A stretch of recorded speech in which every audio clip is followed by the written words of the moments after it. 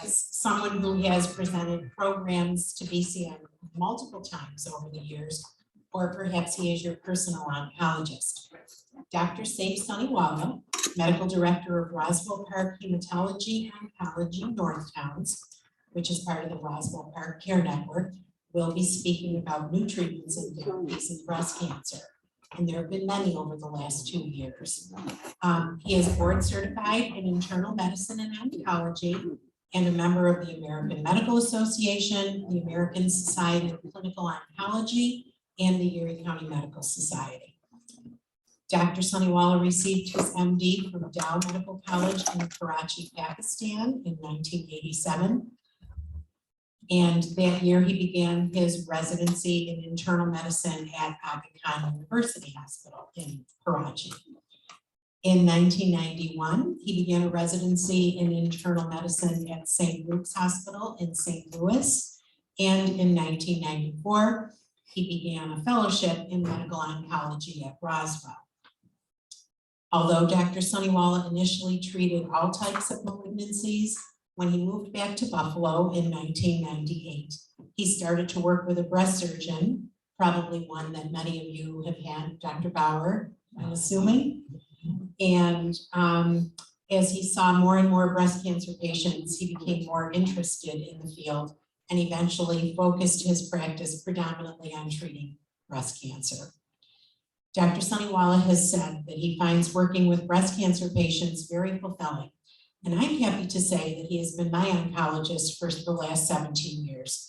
So please join me in welcoming a true friend of BCN, Dr. Saif Soniwala.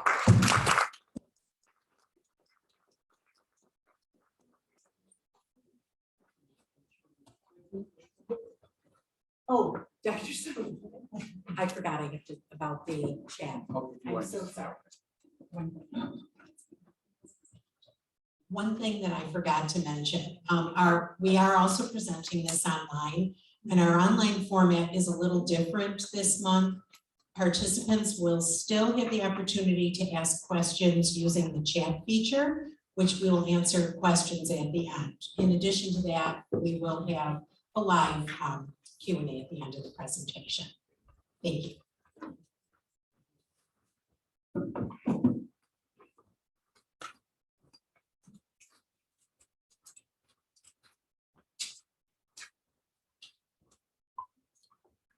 Good evening.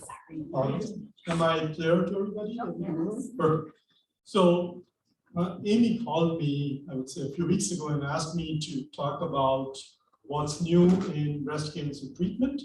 So what I decided to do is put up this short presentation where I'm going to start by initially dividing between early stage new developments and then patients with more advanced disease and what are the new developments in them. And then I've also divided them into hormone receptor positive, triple negative, and HER2 positive, because there has been some development in almost all of these. So without ado, let's start. So this is just a brief kind of summary of how I'm going to go about with this. So before I go into the treatment part of it, I wanted to spend just a few minutes talking about how do we make decisions regarding treatment in patients with hormone receptor positive breast cancer. So many of you may have heard about a test called Oncotype DX. Some of you may have done on them also. Oncotype DX, when it first came out, was based on a retrospective study and became very commonly used. Then subsequent to that, they did two additional studies, the TAILOR-X and the RxPonder or Responder study. And both of these were prospective studies trying to answer the question, is chemotherapy beneficial to all the patients? How good are we in making treatment decisions based on simply size of the tumor, the grade of the tumor, and the lymph node status? Because oftentimes our clinical assessment does not go very well with the molecular assessment that the genomic profiling does. So the TAILOR-X was the study that first was presented, and it was in patients who were lymph node negative. So it divided the patients into three groups: low risk, intermediate risk, and high risk. And then it also subdivided patients into premenopausal versus postmenopausal, and was able to identify a substantial number of patients who did not have to go through chemotherapy. So if you had a score of 26 or more, chemotherapy was likely to benefit. If you had a score of 0 to 10, there was zero benefit from chemo or minimal to no benefit. And if it was 11 to 25, there was some benefit. So to further refine the ANPA type scores and the Taylor-X study, they did an additional study that was presented, which looked at what's called the recurrence score with clinical features. Because with the molecular profiling only included the molecular profile and gave us a score. It did not take into consideration the size of the tumor, if the grade was 2 or 3, and what was the age of the patient. So the RS-CLIN, which is a clinical risk assessment, was then married to the recurrence score, and then you get a calculation which gives you exactly how much benefit a patient will have from the addition of chemotherapy, or if there is no benefit. So it actually gives you the risk of recurrence at 10 years that's individualized to that individual, and then the additional benefit from chemotherapy at the 10-year mark. So the RS-CLIN has further refined the Taylor-X above and beyond what was initially presented. The RxPonder or the responder study was done in patients who had anywhere between 1 to 3 positive lymph nodes. And that became very important because we believe that there are many patients who may be lymph node positive, but don't necessarily need chemotherapy. So in this study, this question was answered by including patients with 1 to 3 positive lymph nodes, and they divided into half the patients who did not get any chemo and half the patients who got chemo, and both the groups of course got the endocrine therapy that was appropriate for them. In this study, what was very interesting is that when they used the same criteria, age 50 or less and age or more, and they had the same cutoff, 0 to 10, 11 to 25, and 26 to 100, what we found is that if somebody was over the age of 50 and more likely postmenopausal, there was no benefit from chemotherapy if they had a score of less than 26. So 0 to 25, no benefit from chemo, up to 3 positive lymph nodes, which is a huge thing because in the past, and I'm sure there are some of you here in the audience who got treated with chemotherapy because they had even just 1 positive lymph node. So this study now helps us in identifying the patients who do not need chemotherapy, even if they're up to 1 to 3 positive lymph nodes. What was a little bit surprising to many, but not entirely, was that if you're premenopausal or if you're less than 50 years of age, no recurrence score can predict that you will get no benefit from chemo. So even if you have a score of 0, it does not tell us that you get no benefit from chemo. The benefit from chemo is likely to be less in a patient with a score of 0 versus 25. But if you're less than 50, the test did not help. So the current way that we use this test is mainly in postmenopausal women or age 50 and over, and not in younger women because it doesn't provide that much benefit. Now going on to some treatment related issues. One of the questions that I often get asked in the office is that when can I stop the aromatase inhibitor? It's not a very pleasant drug for many. And standard of care for the longest has been 5 years. Then studies came along and they said, well, 10 was better than 5. The Austrians did a very good study, the Austrian breast and colorectal study group, where they took over 3,000 patients and divided them. Initially, everybody got 5 years of anastrozole. So everybody got that standard treatment. And then after the 5 years of anastrozole, they gave half the people 2 additional years of anastrozole and the other half 5 additional years of anastrozole. And they found that there was no difference between total of 7 years versus 10 years of an aromatase inhibitor. So this study now gives us a lot to discuss with the patient who are having difficult time tolerating an aromatase inhibitor. Should I stop at 5 years? Am I going to have to take it for 10 years? So if somebody has anywhere between 1 to 3 positive lymph nodes in a tumor that's less than 5 centimeters, and those were the patients that they included in the study, or they had no affected lymph nodes, they could very easily stop the aromatase inhibitors at 7 years and know that they got the maximum benefit they could have gotten from the aromatase inhibitor, and going to 10 may not be necessary. It does not apply to patients with tumors that are more than 5 centimeters in size, or if they have 4 or more affected lymph nodes. The study did not include those patients, and there were very few of them. The next on the slide is the Monarch-E study. This is a standard of care changing study. So when Monarch-E was presented, what Monarch-E did was that it took patients who were considered hormone receptor positive and high risk for reoccurrence, whether they received chemotherapy or not. And they asked the question, if we give these patients, in addition to their hormonal therapy, 2 years of abemaciclib or Verzenio, which up until this point was only approved for patients with stage 4 breast cancer. And what Monarch-E showed was that in those patients, 2 additional years of abemaciclib or Verzenio improved their overall outcome. So the disease-free survival was significantly improved. And that led to the recent approval by FDA for abemaciclib or Verzenio in early stage breast cancer patients. Prior to this, this was tried with Ibrance in a study called PALACE, and unfortunately that was a negative study. So many of us were surprised when Verzenio came up with a positive study, because in our mind, we thought that all CDK4/6 inhibitors, and there are 3 of them, Kisqali, Ibrance, and Verzenio, should be similar. Just like the aromatase inhibitors are similar, but to our surprise, that was not the case, and abemaciclib came out showing that there was significant benefit. I have listed underneath the Ki-67 testing, and I'm going to talk a little bit more about it in the subsequent slide.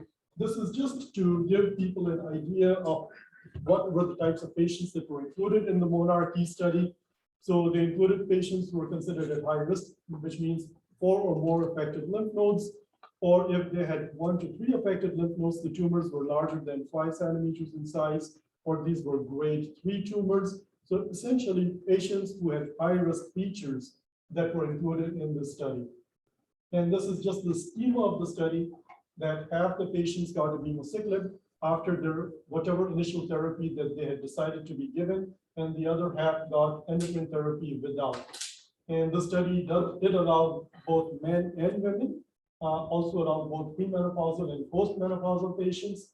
The patients could have received neoadjuvant treatment or adjuvant treatment, and it allowed patients to be enrolled in the study up to 16 months from the time of their initial surgery.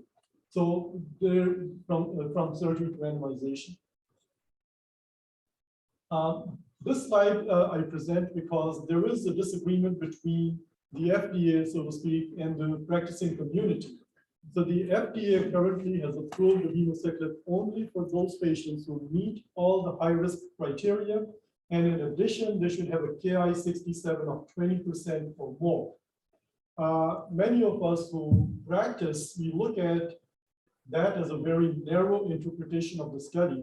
The study was further updated recently at the European Society of Medical Oncology, and based on the updated data, patients, irrespective of the Ki-67, if they belonged to the high-risk category as per the inclusion criteria of the study, seem to benefit from the addition of abemaciclib.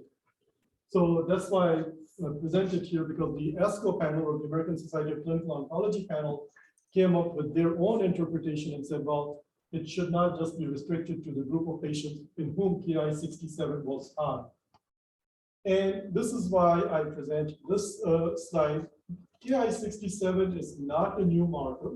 It's a marker for proliferation. It's been around for decades, and very few places do it because it has been associated with a lot of pitfalls. I might look at the slide and call it 10%, and you might look at the slide and call it 20%. So there's inter-observer variation, there's inter-institutional variation, how it's interpreted and how it's reported. So there is really no consistency in Ki-67 reporting. So all of us feel very uncomfortable with relying on Ki-67. So when the FDA approved the drug with Ki-67, they also approved a test which is based on a platform called PharmDx. So that's the only approved test by which Ki-67 is done. But despite that, we have concerns that the consistency may not be there. So one of the other problems is that they took 20% as a cutoff. There are some who would argue, well, it should be 30% for the high and 5% for the low. So this is an ongoing argument, and that's why we don't just want to rely on Ki-67, but for now, at least, that's the tool that we have been presented. So changing gears from hormone receptor positive to hormone receptor negative breast cancer or triple negative, one of the more dreaded types of breast cancer. Also, again, there's a standard of care now in patients with triple negative breast cancer.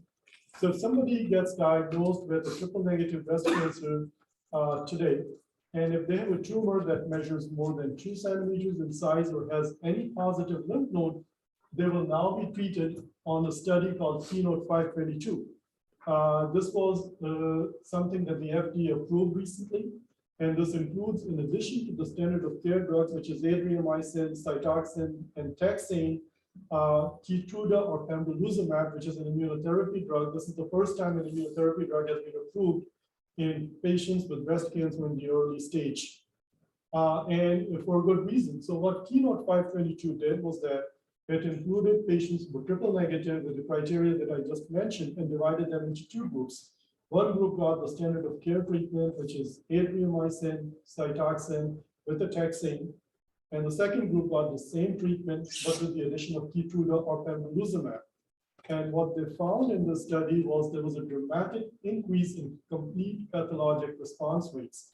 So with the standard of care, the complete pathologic response rate was about 51%. With the Keytruda or pembrolizumab, the rate went up to 64.8%. And we do know that in patients with breast cancer, when they get chemo before surgery, and if they have a complete pathologic response, their prognosis is better compared to patients who still have residual disease after neoadjuvant therapy. So this is what we call a game-changing study. And I'll go to this in just a minute. So this is a game-changing study in the sense that every new triple negative patient now will be offered treatment based on what we call the Keynote 522 regimen. This is just a schema that I'm projecting to show how we will now proceed in patients with triple negative breast cancer. So once they get diagnosed, they will get neoadjuvant chemotherapy. That's what the NSC stands for, along with pembrolizumab. Then they will have surgery done. If they have a complete response at the time of surgery, they will continue with Keytruda or pembrolizumab to complete a total of 1 year of treatment with Keytruda or pembrolizumab. An important thing is that this drug is not interrupted for surgery. So when the patient is getting the drug, the surgery can be done while they're still getting the drug. If they do not have a complete response, and if they do not have a BRCA mutation, then these patients will simply continue with the Keytruda or pembrolizumab, and they can also be given Xeloda or capecitabine with it. If they have a BRCA mutation, the standard of care has again changed in the last 2 years, and the standard of care now becomes olaparib, which is a PARP inhibitor that is given to patients with residual disease after treatment. So this was the slide that I just wanted to present before that one, is that in patients with early stage breast cancer, once they've completed therapy, if there is any residual disease, they automatically become candidates for olaparib if they're BRCA mutated. Some people would know olaparib, but as a brand name, Lynparza. There was a 9% difference in overall survival. This was significant in that group of patients. So moving on to HER2 positive early stage breast cancer. This is not new news, the first line there. So if somebody has residual disease after completion of neoadjuvant chemotherapy, instead of continuing with Herceptin, they will now go to Kadcyla. TDM1 is how we all know it with, and that has now become the standard of care. The next one there is neratinib. This is for patients who have lymph node positive disease or tumors above a certain size. In those patients, after completion of 12 months of Herceptin, they have the option of getting neratinib, which is also known as Nerlynx, for another year, and that further improves their outcome by another 2 to 4%, depending on their clinical situation.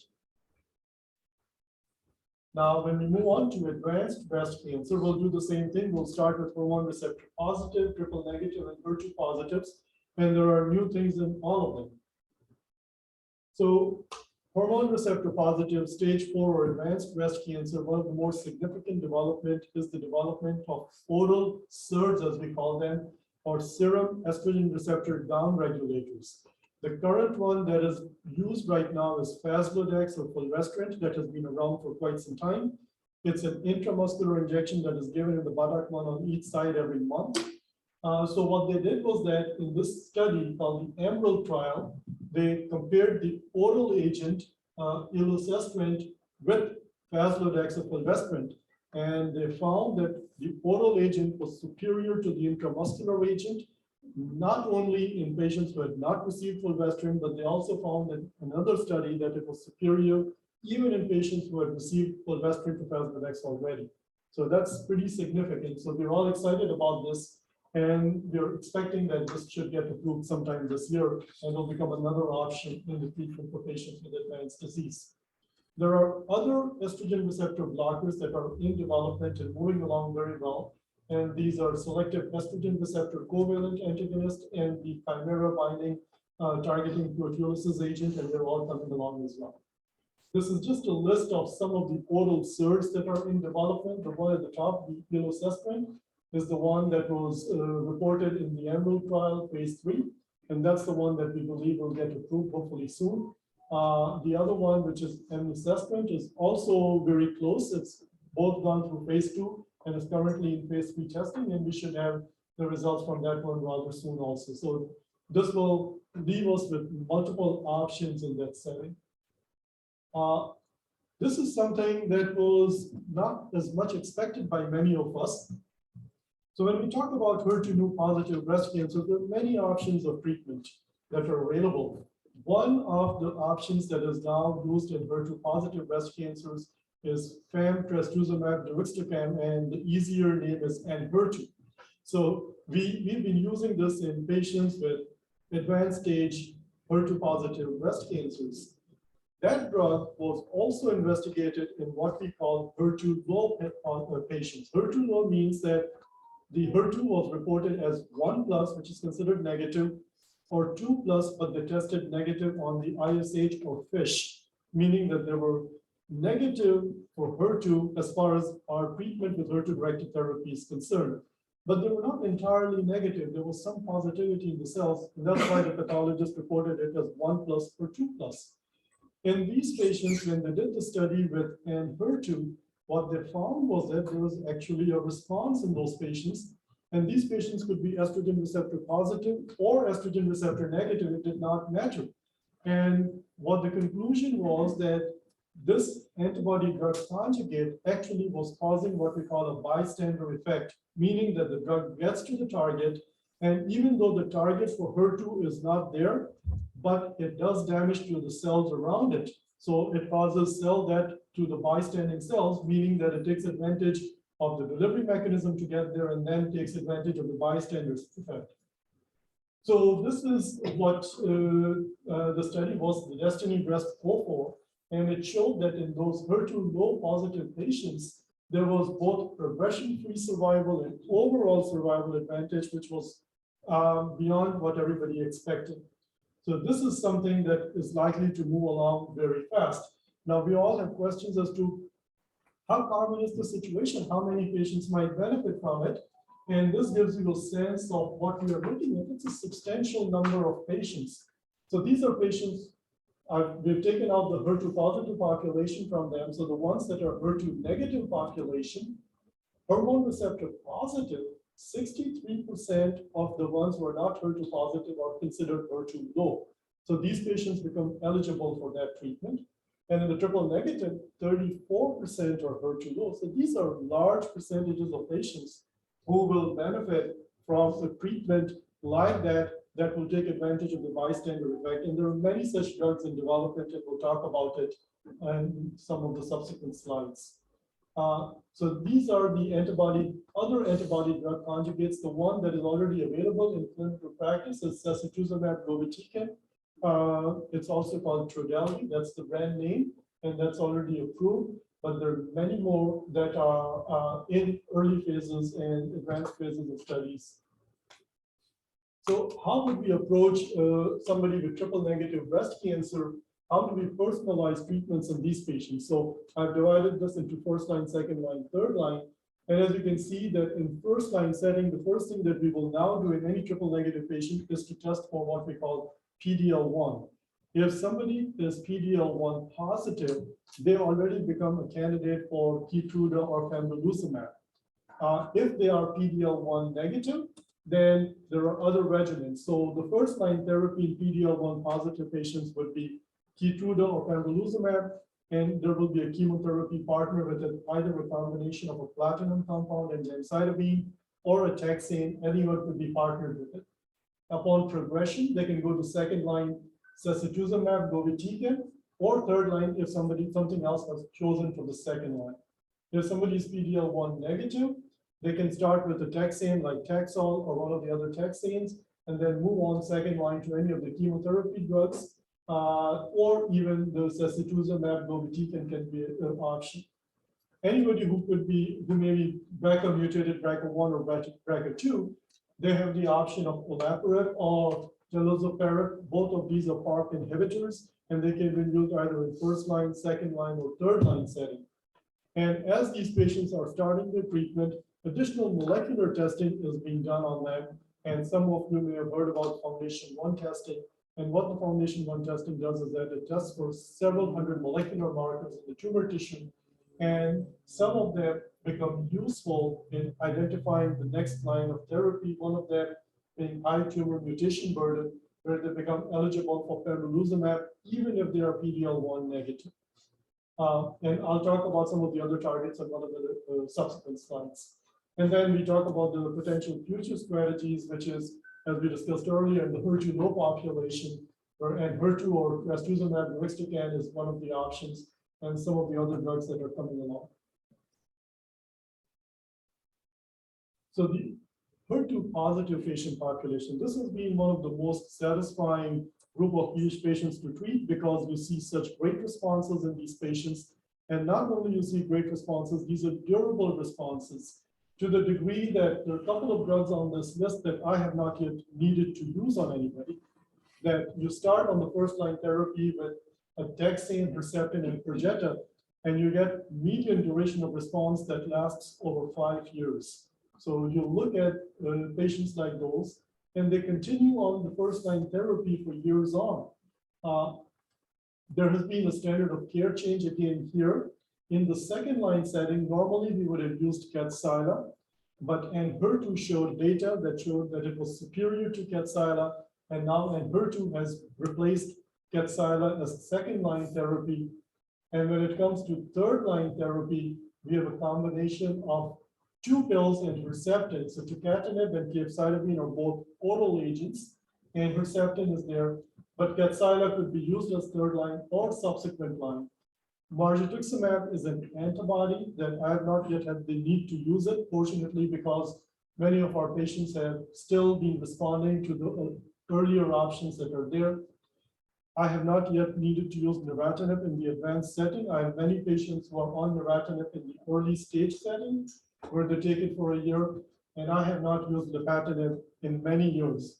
Lapatinib has been around for quite some time, and after Herceptin, that was the only HER2 blocker that was available before all the other HER2 blockers became available. And on one of my next slides, you'll see many more that are in development. So in this slide, as we can see that we have the antibodies on the left side, the ones that are already FDA approved, the small molecules that are already FDA approved, and then here we have the antibody drug conjugates. Many of them are in advanced stages of testing and will become approved soon. As I was mentioning earlier, that we do testing with tests like Foundation 1 or some of the other molecular testing platforms.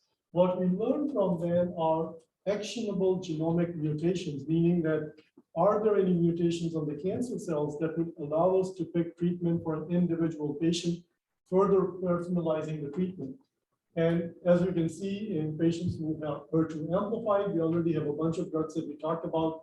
Patients who have the BRCA mutation, we have the olaparib and talazoparib. If somebody has a PIK3CM mutation, they have alpelisib or Piqray, which is another drug, which is a pill. If somebody has microsatellite instability high on their molecular profiling, they automatically become candidates for pembrolizumab, just like somebody with high tumor mutation burden would. NTRK is rare, but if somebody has the NTRK gene fusion, there are drugs already approved by FDA for that as well. And if somebody has a HER2 activating mutation, and just to distinguish the HER2 activating mutation from amplification, amplification is identified by the usual FISH testing or by the IHC testing. HER2 activating mutations are identified in molecular profiling, and drugs like Herceptin don't normally work for them, but neratinib, which is a small molecule tyrosine kinase, has shown some efficacy. And then there are all the other emerging targets that we have here on this slide.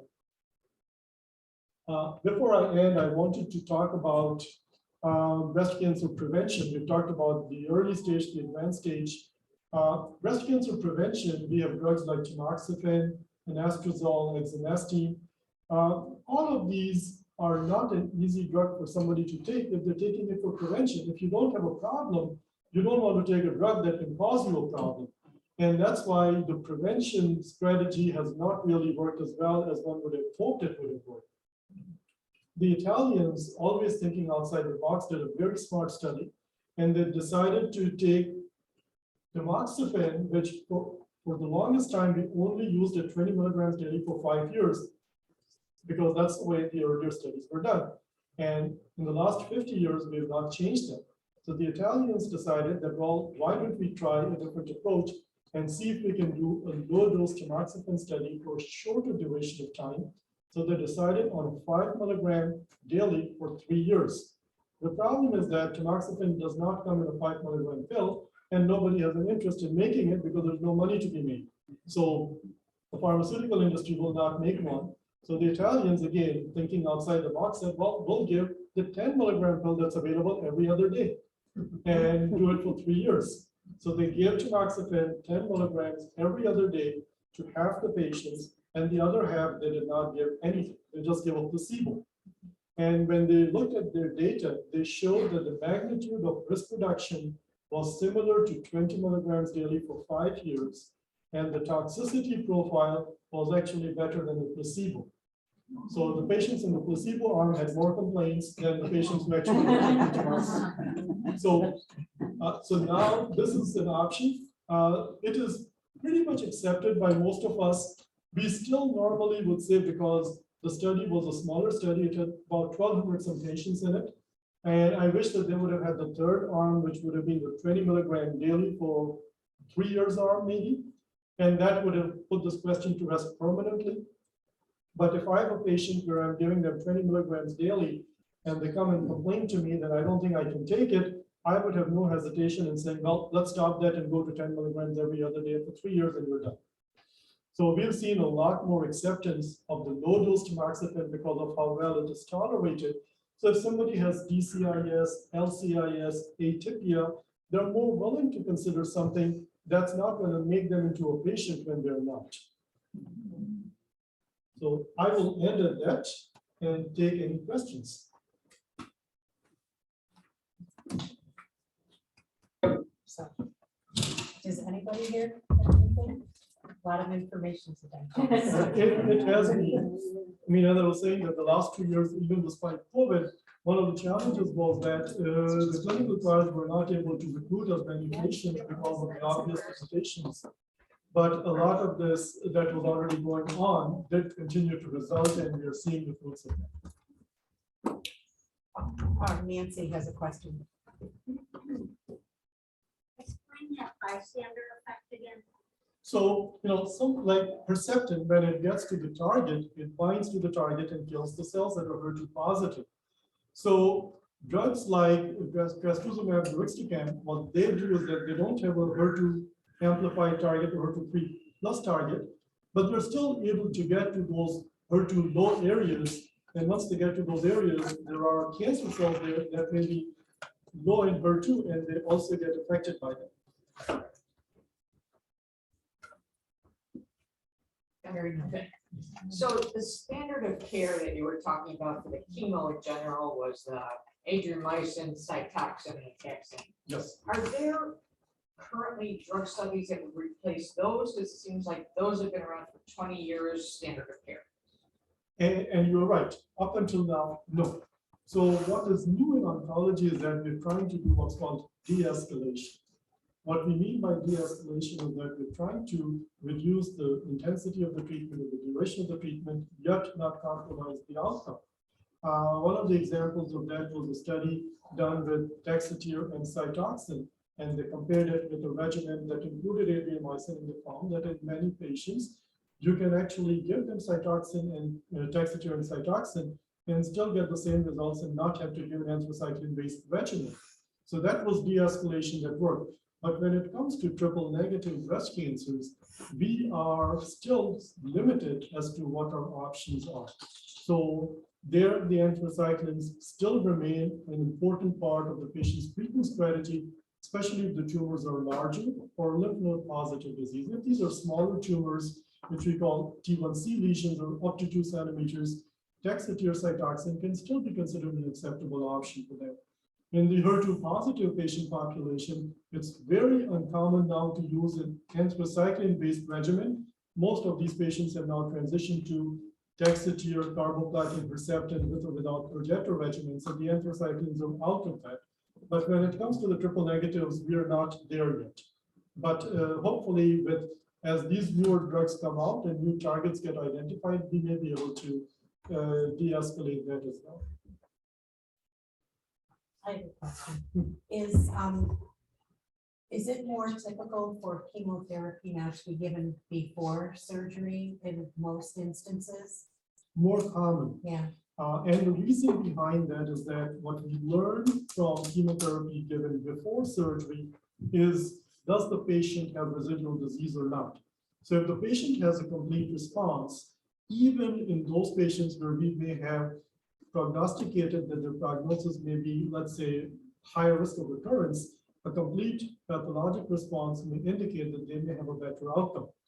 If they do not have a complete pathologic response, if we have a plan B, it allows us to be more aggressive in those patients.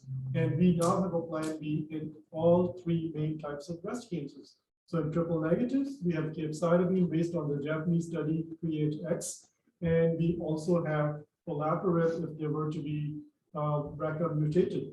If they're HER2 positive, we have Kadcyla for them.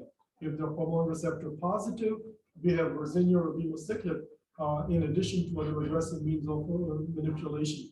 So in all of these patients, where appropriate, neoadjuvant chemotherapy is preferred to the degree that in triple negative breast cancer patients, we have actually now started to introduce neoadjuvant chemotherapy even in patients whose tumors are smaller than 2 centimeters in size. So if there are more than 1 centimeter in size, but between 1 and 2, that was a group of patients that often we thought, well, they should just have surgery first. But now with these new findings and new data regarding capecitabine and olaparib, we look at these patients and say, well, we'd rather give them chemo. They're going to need chemo anyways. So if we have decided that a patient will need chemo in the adjuvant setting, we look at those patients and say, well, will it make a difference if we give the chemo before surgery? Will it improve their outcome? Will it give us more information? And if the answer is yes, then we would offer chemo upfront before surgery to those patients. And for how long do they get the chemo before the surgery? Same duration that they would have otherwise gotten after the surgery. So it's the same chemo regimen, But it's same before duration, surgery, so but it's like- given before. Oh, okay, so it's not like a different time span, you know, than. It's the one- same. It's just, it's the regimen before surgery as opposed to after surgery. Right, with one exception, the Keynote 522 regimen was given only before surgery. So that regimen normally was not given after surgery. So when you get the response that you're looking for, so the tumor is actually shrinking. It doesn't completely go away though. Yes. So it Yes. can actually go away completely. So that's what the Keynote 522. It went away completely in 64.8% of the patients who got the regimen. So then they didn't need surgery? They still needed surgery because that's the only way we can tell that it's gone. So just in the area though, where the tumor had been, okay. But stay tuned because there are studies actually ongoing looking at omitting surgery altogether. So what is being done is that the patients get whatever appropriate treatment they will need before surgery. And then they're getting multiple biopsies of what is considered the tumor bed to see the response. And then based on that response, they go on to have radiation without surgery. So those studies are ongoing, That's different. very much so. Yeah. I had one slide that I deleted. I probably should have left it there because it showed the progression of how breast surgery has evolved since 2004 to 2022, and how treatment de-escalation has happened from 2004 to 2022. I thought that would be just way too much information. But I have a question. You mentioned the drug exemestane. Mhm. 3 questions with that. What is that used for? How long can you use that, and side effects? So it is an aromatase inhibitor, or more truly an aromatase inactivator. So anastrozole and letrozole are called aromatase inhibitors or non-steroidal aromatase inhibitors. Exemestane is a steroidal aromatase inactivator, but they all work very similarly. It is used in the setting of breast cancer prevention. For 5 years, it's used in the adjuvant setting after surgery for patients who need endocrine therapy and are postmenopausal. And it is used in patients with stage 4 breast cancer, either by itself or with another partner. So it could be used with a CDK4/6 inhibitor, or it can be used with the drug everolimus, which is an mTOR inhibitor. So it can be used with other drugs in addition to or by itself. Did you say 5 years only? 5 years is the duration that was initially investigated. But as I was mentioning you in the Austrian study, in the early stage setting, when they did the study, they found that 7 years was better than 5, but 10 was not better than 7 in that group of patients that were part of that study. But there are some patients, let's say if somebody has 4 or more positive lymph nodes, we would recommend that they take it for 10 years or maybe even longer. So there are some who would argue that there is continuous relapse in patients that occurs even 20 years later. And the risk of relapse is literally about 1% per year. So in some of those very high-risk patients, we all have patients where the patients may have 10, 15, 20, 25 out of 25 positive lymph nodes. I would not feel comfortable stopping the aromatase inhibitor as long as they're tolerating it past 5 years if they're 25 positive lymph nodes. I just don't have the courage to do that. But I'm taking that, and had the surgery, the chemo, the radiation. And at first I was told to only be on it for 5 years. I didn't feel comfortable. I didn't want to let go of it. I wanted to still stay on it. So now they told me I could stay on it for 10. I've been on it for 6.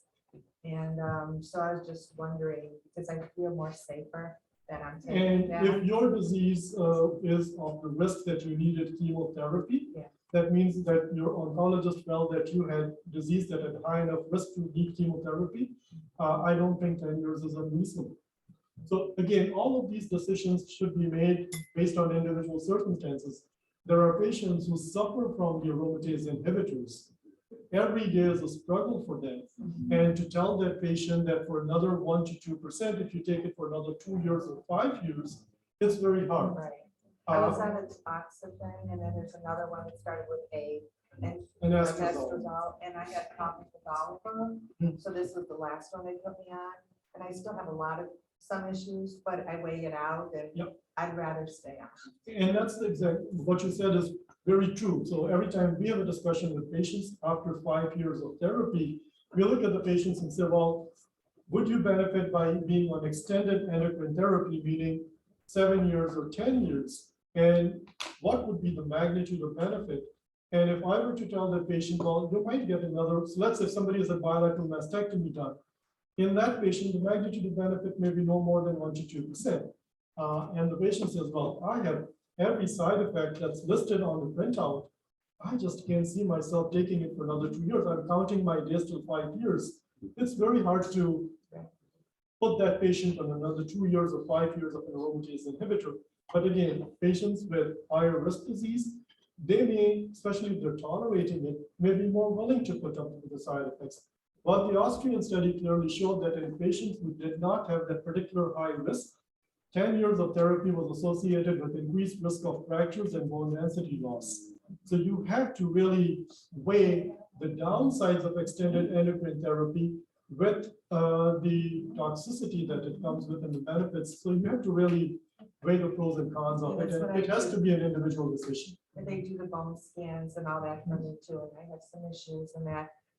Like I said, I weighed it out too, and I feel more comfortable, because we said if I come off of this, there's nothing else for me to go on.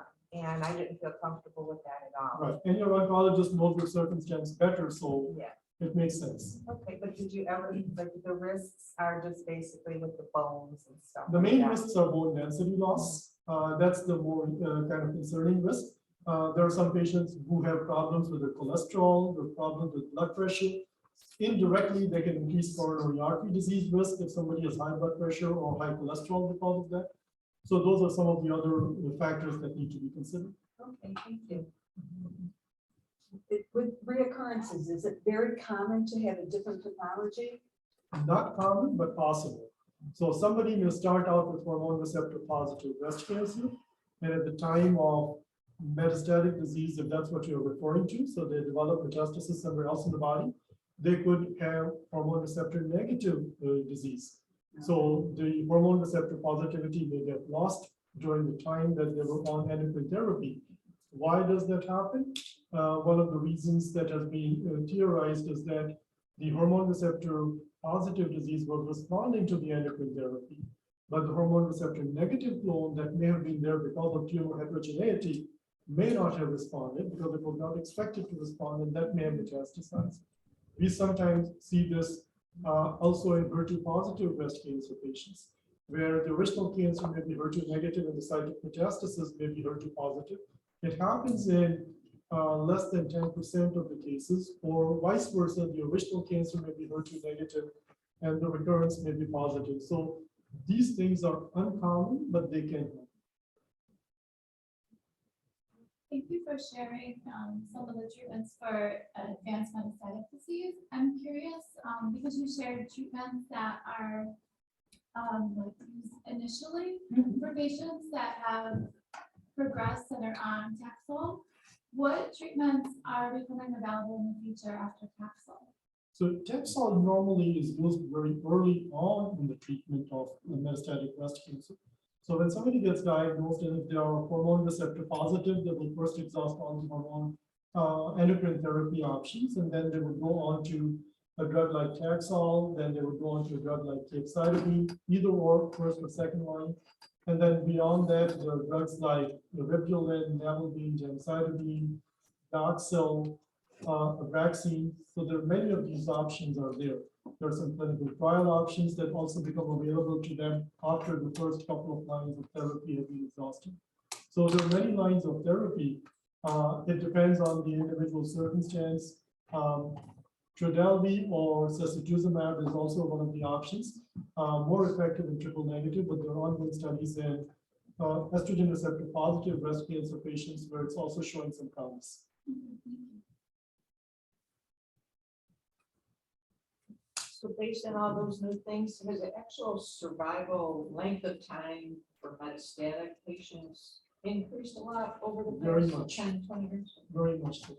And this is led by the HER2 positive patients, because those are the patients that have really shown a dramatic improvement in outcome to the degree that the new staging system, our old staging system was what we call the anatomic staging system, where we looked at the size of the tumor, the number of lymph nodes, and then we staged it. The AJCC 8th edition is more of a prognostic staging system. So the HER2 positive breast cancers that would have, let's say, ordinarily been staged as a stage 2 or 3, now sometimes get staged as a stage 1 because the outcome is so much better. So yes, the overall prognosis has improved both in early stage as well as advanced stage. Anyone else? Oh, Thank you for this presentation, Doctor. It's really informative. But I have a question, maybe I missed something, but, okay, so what I understood is that for women who have early stage breast cancer, hormone receptor positive, that there's about a 40% chance that they're gonna end up getting metastatic breast cancer. Is that true? So again, that would be generalizing to everybody. So let's say if somebody gets diagnosed with stage 1 breast cancer, they have better than 90% probability of doing very well. Now, one of the things that you may have read, I think it was published in Lancet or British Medical Journal, where they showed that there was a cumulative risk over a period of time of developing metastatic disease and HER2-positive breast cancer. And that tends to portray the picture in a way that may not entirely be relevant to many patients. If we were to look at patients who are HER2-positive early stage and then they reoccur, we also look at when were they diagnosed and treated. So if somebody was diagnosed and treated before 2000 versus after 2000, the treatments have changed. The treatments have evolved. Before 2000, aromatase inhibitors were not being used. After 2000, aromatase inhibitors have been used. So many of these studies that are presenting these data, they're looking at very old studies and they're doing what we call meta-analysis of this. So I have difficulty looking at them and coming away with the numbers that they're presenting because the patients in the 2020s and the 2015s have been treated very differently than how they were treated in the 1990s and till the 2000s. The other thing is that stage 1, 2, and 3 will all have different rates of risks of reoccurrences. So you cannot compare the risk of reoccurrence in a stage 3 patient, which could be as high as 40%, compared to a stage 1 patient, where the risk may be less than 10%, maybe even less than 5% with modern therapy. And generally speaking, even in that study, what they showed was that the risk was 1% per year.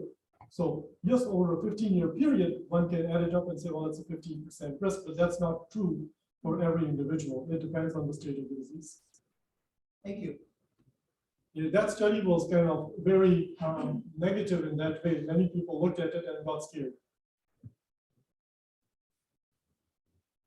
I have one last question. It's more about where to designate dollars for research.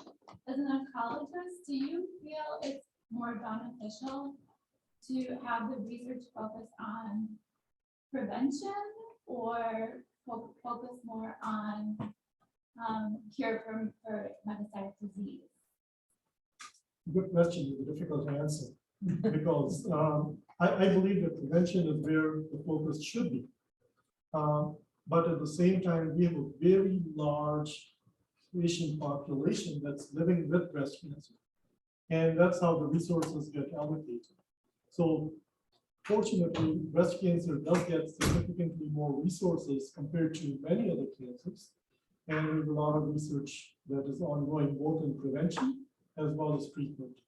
So this is more of a question that I think I would say that I'm not involved in those decisions, and I'm happy I'm not involved in those financial decisions. Doctor, when you use the phrase breast cancer prevention, are you talking about preventing recurrence? Or No. are you talking about ever getting it initially? Ever getting it initially. So when we talk about somebody who gets, let's say somebody has an abnormality in the mammogram, goes for a biopsy, and the biopsy comes back showing atypia. Atypia indicates an increased future risk of breast cancer when taken in conjunction with the patient's history, patient's family history.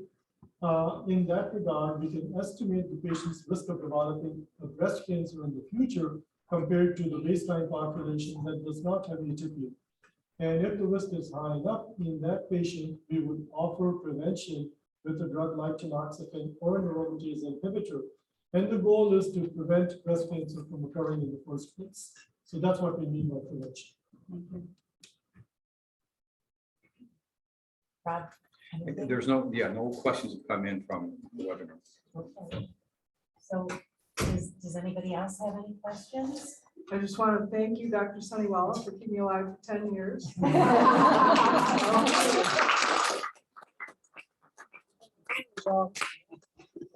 Yes, there are many people in this room who feel the same way. So thank you very much. This is very informative. I A hope it lot was of, helpful. a lot of good news, a lot of good news. Stay well. Thank you.